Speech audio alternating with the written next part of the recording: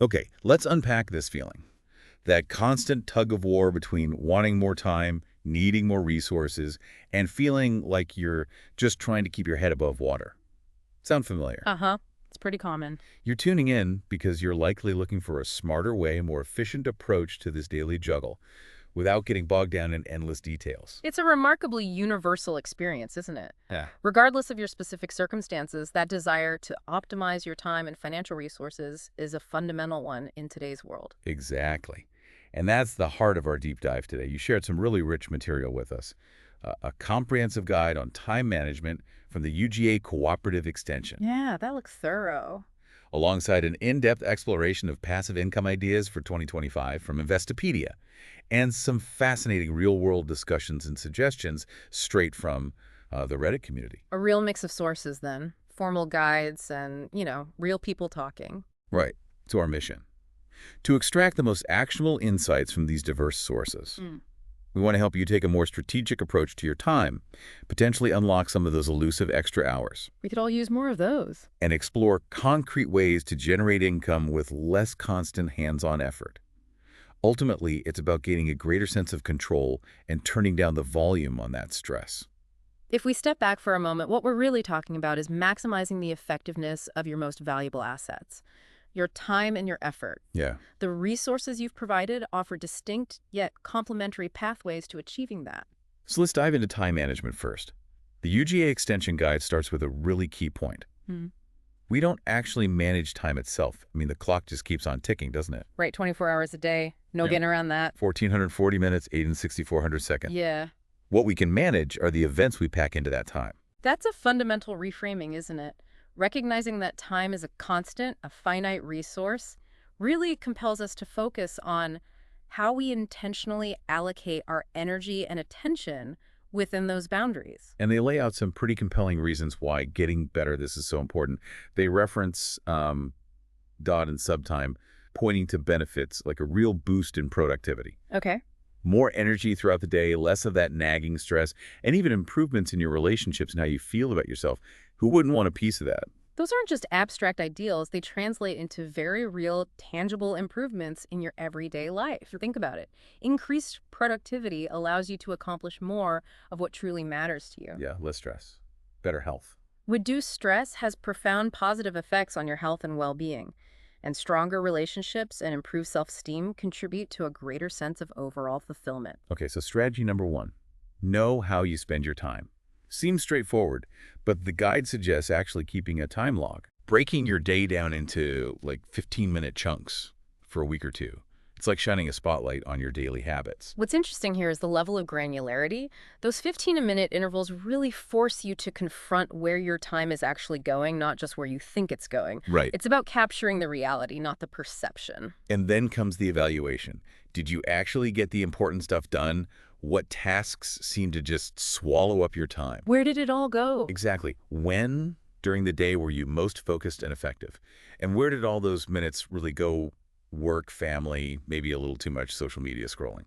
That process of honest self-assessment is absolutely crucial. You can't make informed adjustments until you have a clear and accurate picture of your current time allocation patterns. Identifying those tasks that consistently eat up your time, and then evaluating whether that time investment aligns with your priorities, that's the essential first step toward more intentional time management. They also mentioned that having a realistic sense of how long routine tasks actually take is a big help in planning. Yeah, stop being overly optimistic. No more thinking you can squeeze 10 things into an hour when your track record shows 2 is more likely. Right.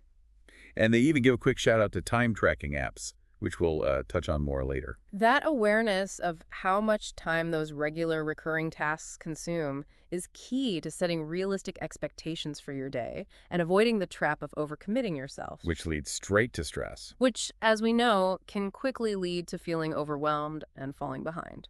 Strategy 2 is all about setting priorities. And this is where the distinction between urgent and important tasks comes in. Mackenzie, I think they said. Yeah, that sounds right. It's a classic concept. It's so easy to get sucked into the urgent things, the squeaky wheels, even if they don't really move the needle on what's truly important in the long run. It's a very common human tendency. The things that are shouting loudest often get our attention, but those are not always the things that will have the biggest impact on our goals and well-being. Right, the immediate versus the significant. It's about differentiating between the immediate demands and the truly significant activities. Then they bring in Covey, Merrill, and Merrill's famous time management matrix. You know, those 4 boxes. Quadrants, yeah. Urgent, not urgent, important, not important. Exactly. The core message there, spend less of your precious time on the unimportant stuff, regardless of how loudly it's calling. Easier said than done sometimes. And really carve out dedicated time for those not urgent but important activities. That's where you actually gain control and prevent things from escalating into urgent crises down the line. Exactly. Focusing your energy on those quadrant 2 activities, the important but not urgent ones like planning, strategizing, relationship building, and personal development, is where you'll see the most significant long-term benefits. Working on your life. And a noticeable decrease in those reactive, urgent tasks that constantly demand your immediate attention. It's about working on your life, not just in it. Often those quadrant 2 things don't give you that immediate satisfaction hit, right? Yeah, no instant gratification. So they get pushed back. And then, of course, the trusty to-do list, whether it's daily, weekly, or even monthly, whatever fits your personal style. Gotta have a list. But they wisely caution against letting these lists balloon into unmanageable monsters. Keep the tasks specific and actionable rather than vague goals or multi-step projects. That's a critical insight. A sprawling, overwhelming to-do list can actually have the opposite of its intended effect, increasing your stress levels and decreasing your motivation. Totally counterproductive. Breaking down those larger objectives into smaller, more manageable steps makes them feel less daunting and significantly more achievable. And then the ranking, high, medium, low priority, using numbers, even color coding, whatever visual system helps you clearly see what deserves your immediate focus. Find what works for you. The aim isn't just to tick off the most items, but to strategically tackle those top priority ones first. It's about maximizing your impact, not just your activity level. Precisely. Effective prioritization is fundamentally about making conscious decisions about where to direct your limited time and energy. It's about consistently focusing on the tasks that will yield the greatest results. Aligned with your goals. In alignment with your most important goals. This often involves making some tough choices about what not to do. And this naturally leads into setting boundaries and being able to say no to things that might sound interesting but don't truly align with your core priorities. That's a skill in itself. That's a skill many of us could probably stand to improve, yeah. Absolutely. Saying no to less important activities, even if they seem appealing in the moment, is a powerful way to protect your valuable time and energy for what truly matters to you. It's self-respect, really. It's a form of self-respect and a crucial element of effective time management. Okay, strategy 3, use a planning tool.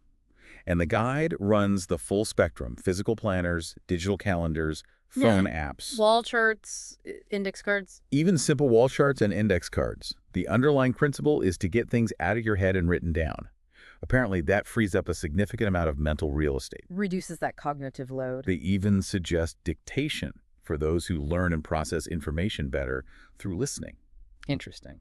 The specific format of the tool isn't nearly as important as the consistency with which you use a tool. Externalizing your tasks and commitments makes them more tangible and less likely to be forgotten. Right, just pick one and stick with it. It also reduces what psychologists call cognitive load, freeing up your mental capacity for more focused thinking and creative problem solving. And they neatly categorize the app world. Time trackers for awareness. Like the time log, but digital. Time savers designed to boost productivity and help break those time-wasting habits. Task managers for prioritization. Like digital to-do lists. And habit developers focused on building those strong time management routines. So there's a digital tool out there for pretty much any challenge. The proliferation of time management apps really offers a digital extension of those more traditional planning methods, often incorporating helpful features like reminders, integration, Analytics even? and even data analytics to provide deeper insights into your productivity patterns. Strategy 4, get organized. And this goes beyond just your digital life. Physical clutter can be a major drain Mentally draining, too. on your time and energy. And research apparently linked it to a negative impact on our overall well-being. Hence, the classic keep, give away, and toss box system comes into play for decluttering. Disorganization introduces a lot of unnecessary friction into your day. You waste valuable time searching for misplaced items. Keys, phone, wallet? And a physically cluttered environment can also contribute to mental distraction and a feeling of being overwhelmed. A systematic approach to decluttering your physical space can have a surprisingly significant positive impact. On efficiency and your mood. Both, yeah. They also hone in on information overload, using email as a prime example of a potential time sink. Oh, definitely. The inbox black hole. Their recommended solution: a well-structured email organization system using folders, flags, color coding, whatever works to efficiently process your inbox. The key is to handle each email once whenever possible, or at least try to. Tough, but a good goal. Email, if not managed effectively, can very easily become a black hole that swallows up significant chunks of your day. Implementing a clear system, Like specific times to check it. allocating specific times for checking and responding, and using folders to prioritize can help you reclaim a substantial portion of your time and attention. Strategy 5. Schedule appropriately. This isn't just about penciling in your obligations. It's also about intentionally building in time for the activities you actually want to do. Like hobbies or exercise. Yeah, the stuff that recharges you. And it loops back to understanding your personal productivity peaks from your time log. Schedule your most demanding tasks for those times when you know you're at your sharpest. Intentional scheduling is really about aligning your tasks with your natural energy rhythms throughout the day. Trying to tackle cognitively demanding work when you're feeling mentally fatigued is generally a recipe for inefficiency, Frustration. Bad results. frustration, and potentially a lower quality of output. Make sure to block out dedicated time slots for those high-priority activities and then consciously protect that time from unnecessary interruptions. Turn off notifications, maybe. Good idea. And here's a clever tip. Schedule those smaller, less demanding tasks for those in-between moments like your commute or short waiting periods. Like waiting for an appointment. Exactly. But the advice is to steer clear of mindless scrolling and games during these slots, and instead aim for something slightly more productive, if you can. Effectively utilizing those often overlooked interstitial moments for small, productive tasks can actually add up to a significant amount of time saved and tasks completed over the course of a week. Little wins add up. It's about being intentional with even those seemingly insignificant pockets of time. And a final piece of advice in this section. Aim to limit your scheduled time to around, say, 3/4 of your total day. Leave some buffer room. This leaves some crucial buffer room for those unexpected tasks, creative thinking, and just the general ebb and flow of life. That built-in buffer time is absolutely essential for maintaining flexibility in your schedule and preventing it from becoming so tightly packed that any minor disruption throws your entire day off track. It allows for thinking time, too. It also allows for those important moments of reflection, planning, and spontaneous creativity that often get squeezed out of an overly rigid schedule. Strategy 6. Delegate. Don't try to do everything yourself. This frees up your time and energy for the tasks that truly require your unique skills and expertise. Assuming you can delegate, of course, Yeah. not always possible. True. But if you can, the guide emphasizes picking the right person's skills, experience, interest, authority. Gotta trust them too. Be clear about expectations, but also give them space to approach it their own way. Effective delegation isn't just about offloading tasks you don't want to do. It's a strategic tool for empowering others, developing their capabilities, and ultimately multiplying your own impact. Needs clear communication, though. It requires clear communication, trust in the person you're delegating to, and a willingness to relinquish some control over the process. And let's not forget the concept of buying time utilizing services like lawn care, house cleaning, or carpooling. Outsourcing. Sometimes the monetary cost is well worth the time you gain back. This can be particularly true for specialized projects where hiring an expert saves you time and maybe mistakes. That's a very pragmatic perspective. Carefully evaluating the cost-benefit analysis of outsourcing certain tasks that are time-consuming or outside of your core competencies can free up your valuable time and energy To focus on what you do best. to focus on higher impact activities that truly require your attention. Okay, we're jumping ahead slightly to strategy 8, manage time wasters. And here, the guide specifically focuses on our constant companions, handheld devices and email. The big two? For devices, they suggest using voice-to-text, having focused conversations, taking immediate action after calls when possible, Instead of letting things pile up. setting clear screen time limits, and scheduling regular breaks away from your devices. Sounds like advice we all hear pretty often, right? These are indeed ubiquitous sources of time distraction in our modern, digitally connected world. Being consciously mindful of how we interact with our devices and proactively setting boundaries is crucial, To reclaiming focus. and Yeah. protecting our productivity. And for email, the recommendations include designating specific times for viewing and responding, turning off those often tempting notifications, At constant dinging. striving to handle each email only once whenever feasible, ruthlessly deleting junk mail, keeping contact lists organized, and using keyboard shortcuts. All very practical. Again, the underlying principle is about minimizing interruptions and maximizing efficiency in how you process and manage your digital communication. Be intentional, not reactive. By being more intentional and less reactive with email, you can significantly reduce its drain on your valuable time and attention. Finally, strategy 10. Stay healthy.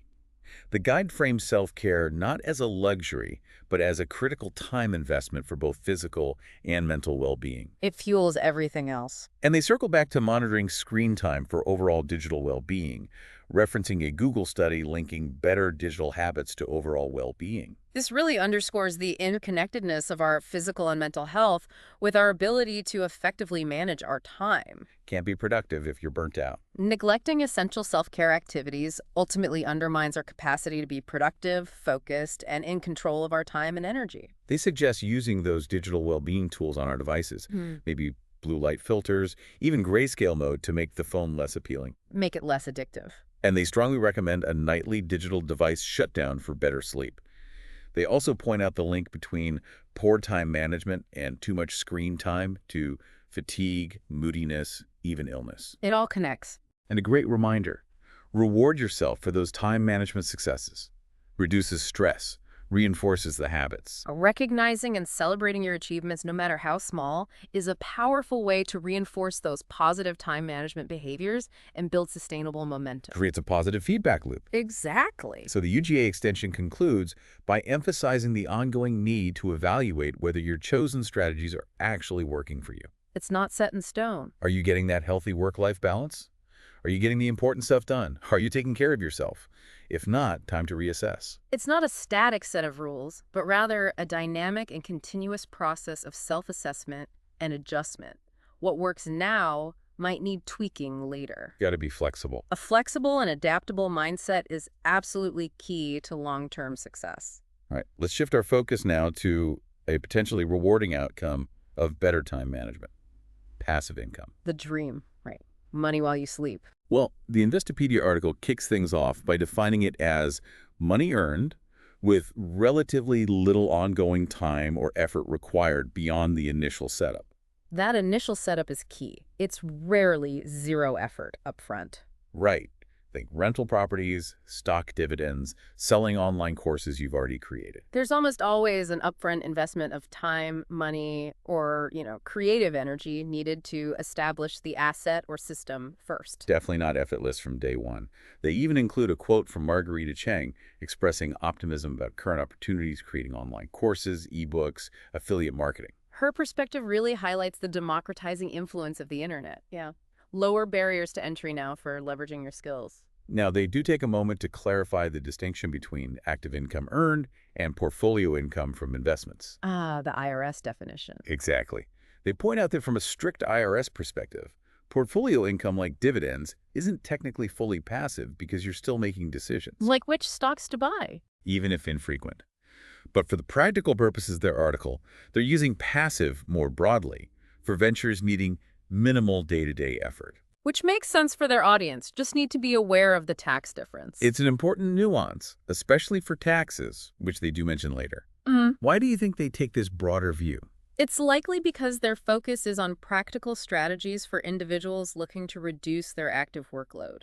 For everyday planning, the idea of income needing minimal ongoing effort is useful. But know the IRS rules for tax time. Absolutely. Crucial for accurate reporting and planning. And Cheng advises that when you're considering different passive income streams, think about your cash flow needs, your time horizon, and your risk tolerance. Makes perfect sense. It's gotta fit your situation. What works for one person might be totally wrong for someone else. Absolutely. Aligning strategies with your finances, goals, and risk comfort is essential for long-term success and avoiding stress or losses. They then group the ideas into categories. First up, Real estate and the sharing economy, tagged with high passive income potential. Okay, the big hitters. Includes some interesting options like premium space sharing, monetizing specialized spaces in your home. Think climate-controlled wine storage, secure clothing storage. They mentioned store at my house. Ah, niche. Reported income potential, $75 to $500 a month, depending. That's one I wouldn't have thought of. Yeah. What makes this potentially lucrative? It taps into very specific needs, not well served by regular self-storage. By offering specialized features, you can command a premium. Higher returns, maybe. Potentially higher returns, maybe longer-term clients with specific needs. But you need the right space and good insurance. Another interesting one, solar farm leasing. Renting your land to utility companies for solar installations. Big potential there, with renewable energy demand. Reportedly $4,000 to $8,000 per turbine annually, or $3,000 to $7,000 per megawatt. Upside seems to be long-term, steady income, minimal involvement. But you need a lot of land, right? Yeah. And it has to be suitable. Sunny near the grid. Significant chunk of land. That's Specific fast. criteria, yeah. Long-term commitment, too. Precisely. Leverages the renewable energy trend. Attractive income potential, minimal maintenance, but it's a big commitment. Acreage needed, land criteria met. Property value impact. Zoning. All considerations, yeah. Of course, the classic. Yeah. Directly investing in real estate through rental properties. Potential income. $1,000 to $2,500 a month per property. The traditional route. High returns potential. Inflation hedge. Definite pluses. But also significant upfront costs, liquidity issues, and being a landlord. Management responsibilities, yeah. Yeah. Not entirely passive sometimes. And then just renting out all or part of your existing property long-term falls here too. More direct route, maybe tax benefits. Direct real estate ownership, popular for wealth building. Potential for good returns, diversification. But substantial financial responsibilities, management burdens, less liquid than stocks. Specialty vehicle storage, RVs, boats, classic cars, seasonal stuff, highlighted as another niche. People need places for those big toys. Apparently higher returns than traditional storage, maybe $100 to over $1,000 a month. Growing market. Key considerations here. Caters to owners with specific needs, often hard to find suitable options. Niche market can mean higher margin. Downsides. Might need higher insurance, maybe bigger initial investment for the right facilities. Good security, maybe maintenance packages, Twin 47 access could be differentiators. Wind farm leasing, similar idea to solar, but for windy areas. Right, depends on the location's resources. Income potential seems similar. $4,000, $8,000 per turbine annually, $3,000, $7,000 per megawatt. High per acre payments are a draw. Maybe farming can continue. But again, acreage needed, thorough wind assessment is critical. Visual impact. Noise. Like solar, depends on consistent resources, strong wind here. Visual and noise impacts are considerations, plus need for independent assessments, careful contract review. Renting out items you already own but don't use often, tools, sports gear, your car, via online platforms. Sharing economy stuff. Monetizing idle assets. Benefits seem to be income from stuff just sitting there. Flexibility, reaching lots of people online. Great example of leveraging the sharing economy. Platforms make it easier to connect with renters, manage it. Relatively low effort for extra cash from existing assets. And the final one in this category, real estate investment trusts, REITs, buying shares in companies owning commercial properties. Investing in real estate without being a landlord. Potential dividend yield, 1% to over 10% annually. Advantages, no direct ownership hassle, professional management, dividends, potential share appreciation. Downsides. Management fees, sensitivity to interest rates, and the market overall. How does this compare to direct rental ownership for passive investors? REITs offer more liquid, hands-off approach. No day-to-day management, instant diversification. But you give up direct control. Returns depend on market and management. Different risk-reward profiles. Moving on. Investment in finance, also labeled high passive income potential. Includes bonds and bond funds income via interest payments. More conservative generally. Positives. Generally lower risk than stocks. Predictable income stream, potential capital preservation. Downsides. Typically lower returns than stocks, interest rate risk, credit risk. Bonds are suitable if you prioritize capital preservation and steady income over higher growth potential. Understanding bond types and risks is key. Then dividend-paying stocks. Potential yield, 2% to 7% annually. Income plus potential growth. Appeal is regular dividends and potential stock value appreciation. Mentions ETFs like dividend aristocrats for diversification. But volatility, dividends aren't guaranteed. Dividend stocks can be attractive for long-term investors balancing income and growth. Established companies with consistent dividends mitigate some risk. ETFs simplify diversification. The article also mentioned peer-to-peer lending platforms, like Lending Club, potentially higher returns than savings accounts. But higher risk too. By lending directly, but clear risks. Yeah. Borrower default, lack of liquidity if you need the money back, platform risk itself. Peer-to-peer can offer higher yields, but that potential return comes with increased risk, especially borrower default. Crucial to research platforms and understand the risks before jumping in. And finally, in this group, index funds. Broad potential return, 7% to over 20%. Cornerstone of passive investing for many. Big advantages. Broad diversification, like S&P 500. Low cost, typically simple. Main drawback. Limited control over specific holdings, exposed to market swings. How do these fit for beginners? Often considered ideal, especially for beginners. Instant diversification reduces risk, low fees boost long-term returns. Simple, effective way to get broad market exposure without deep stock research. Long-term view is key. Long-term view, regular contributions are key strategies for success here. Okay, next category. Digital products and content with medium passive income potential. First, creating and selling an online course. Udemy, Teachable. Leveraging your expertise. Income potential, $50 to $500 per course.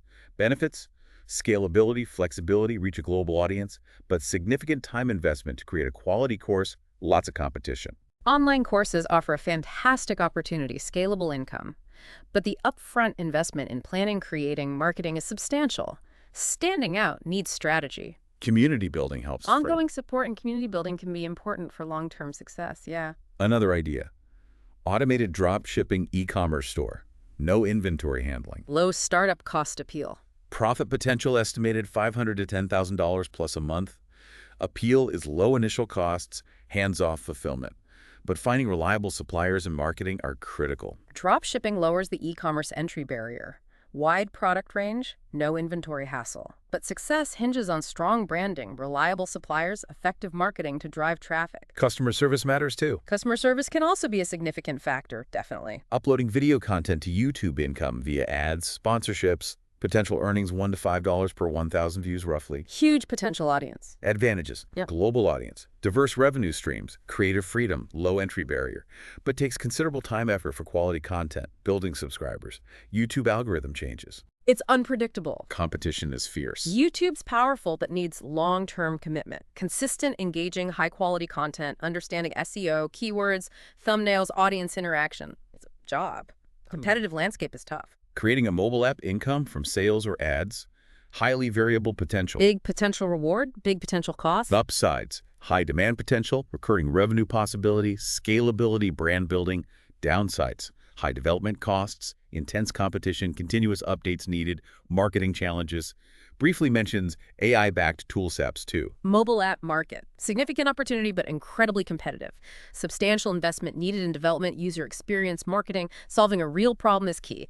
AI adds value, but also complexity. Next category, creative and licensing. Low, medium, passive income potential. Designing custom products sold via print-on-demand, Redbubble, Etsy, Shopify, t-shirts, mugs. Creative outlet, no inventory. Income potential, $550 per item. Benefits, greater freedom, scalability via print-on-demand. Downsides, saturated market, need to do your own marketing. Print on demand is great for creativity, generating income without logistics, but success often needs a niche, unique designs, effective marketing to stand out. Strong branding helps. Affiliate marketing earning commissions promoting other companies' products. Flexible, low startup cost usually. Income potential, variable. Startup costs generally low. Challenges, high competition.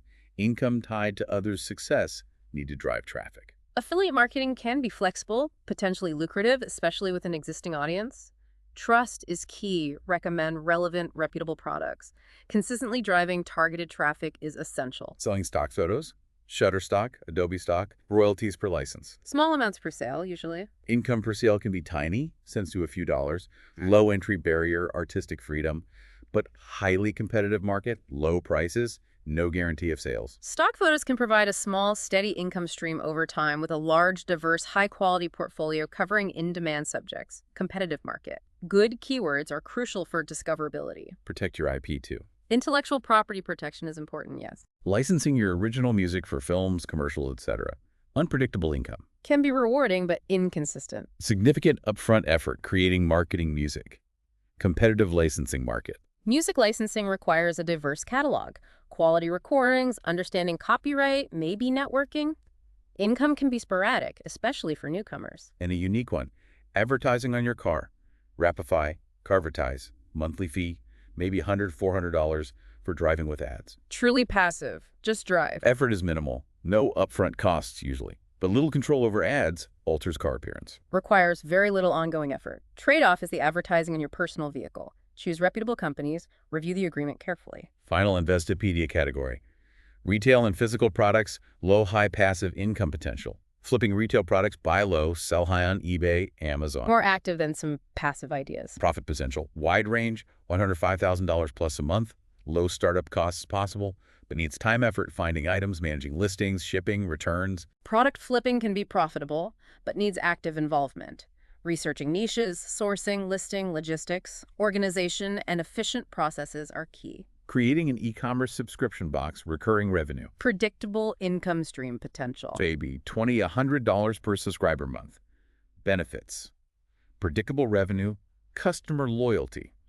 Requires specific theme, good supplier relations, flexible options, memorable unboxing experience. Subscription boxes offer stable revenue, community building. Success needs compelling curation, efficient inventory fulfillment, strong customer relations. And last, from Investopedia, buying and operating a vending machine. Variable income. Location, location, location. Very location dependent. Needs ongoing maintenance, restocking, cash handling challenges. Vending machines can generate passive income, but need significant upfront investment, securing a high-traffic location, regular maintenance stocking, cash handling security. Profitability depends heavily on these. Investopedia then dives into the IRS definition of passive income, more restrictive, as we said. Right, the tax rules. Primarily net rental income, income from businesses you don't materially participate in. Excludes interest, dividends, annuities, royalties, not from ordinary business. Material participation often means 500 plus hours. They clarify investment income, dividends, capital gains is portfolio income for IRS, not passive, and give examples of hitting $1,000 a month. Key takeaway on this definition difference. Crucial takeaway. Investopedia uses a broad, practical definition, minimal ongoing effort. IRS has specific legal definitions for taxes. This affects taxation, loss deductions. So check IRS rules or a pro for tax planning. Always. Material participation rules are key for business owners. Rental property, usually passive for IRS. Actively running a business, usually active, unless you meet specific limited involvement criteria. All right, let's look at that Reddit thread. Any ideas for fast money side hustles? Shifts focus to immediate needs, $250 in a week. With major constraints, too. No car, no job. No support system, limited stuff to sell. So suggestions are geared towards quick cash. Provides a fascinating real-world snapshot of immediate income strategies under pressure. Very practical, on-the-ground perspective. Right off the bat, donating plasma is mentioned. Some safety discussion there, too. Common suggestion for quick cash. Pet sitting, dog walking rover, WAG mentioned. But commenters note sign-up fees, competition. Requires reliability. Liking animals. Painting house curb numbers, $25, $40. Needs stencils, local advertising. Seems low investment. Lower barrier options need some effort or basic skill. Curb numbers need some artistic ability, local outreach. Several suggested online market research, ad feedback, website testing, questionnaires. Microtasks online. Some users reported maybe 2 a month doing this. Specific sites mentioned: Pure Profile, My Opinions, Askable Respondent. Flexible, doable from home without transport, but manage expectations on pay per task might need lots of time for higher earnings. Selling unwanted items, Craigslist moving sales style. Offering existing skills like writing, editing help. These seem doable without a vehicle. Definitely. Leveraging existing skills or assets. People also recommended local resources. Food banks, university jobs, temp agencies, 211 for assistance. Tapping into the community safety net. Asking for direct help, local online donations. Highlighting community support. The classic buy low, sell high, flipping eBay, pawn shops, thrift stores. Requires some capital and effort. Physical labor suggestions, moving help, lawn mowing, though harder without a vehicle or living on campus. Right. Limitations matter. Focus groups. Respondents mentioned again potential $50, $200 per session. And referral bonuses, Webull, Pure Profile mentioned, with potential earnings. Quite a mix. The variety underscores different strategies people use for immediate needs, leveraging available resources and skills creatively. Also shows varying effort, skill, potential return. Finally, insights from project works on resource utilization. Primarily business context, managing employees for performance. But parallels to personal resource management, yeah. I think so. They emphasize human resources have mental, physical, intellectual dimensions. Effective utilization, aligning employee skills with projects. How does that relate to personal time management? That core principle, aligning capabilities with tasks, is incredibly relevant personally. Maximize productivity, minimize wasted effort, match tasks to your strengths, tackle challenges at peak energy. Work smart, not just hard. Exactly. Project work strategies. 1. Assess current resourcing, skills versus pipeline. Software like theirs helps. Sounds like our time log, right? Understanding where time energy goes. Personal assessment, yeah. Self-awareness. 2. Determine objectives. Business, margins, well-being, individual. Productivity, personal time, avoiding burnout. Defining priorities. What's truly important to you? 3. Allocate resources effectively. Business, tasks, projects, by skill availability. Individual, choosing how to spend time, energy based on strengths, energy levels. Making conscious choices, directing resources intentionally towards priorities, leveraging skills, working during productive periods, being strategic. They mentioned monitoring and reporting utilization. Visibility is key for optimization. For us, maybe reviewing time logs, using tracking apps. Seeing where adjustments can be made. They discuss measuring it. Hours, worked hours, available. Billable hours, available hours as a KPI for business profit. What KPI stand for? Key performance indicator. A measurable value showing how effectively objectives are being met. Quantifies progress, identifies improvement areas. Got it. They mentioned capacity utilization rate for teams. All relies on accurate time tracking back to log SAPs. Setting accurate goals, workweek capacity utilization targets is important. Setting realistic expectations. Improving utilization by preempting challenges improves morale retention. For us, planning ahead, avoiding rushes, identifying time wasters, embedding accurate timekeeping culture. Building good habits. Project work sums up. Optimum utilization, right people, right tasks, right times, projects on time budget, efficient goals. Core principles seem applicable to managing our own lives, getting personal projects done. Absolutely.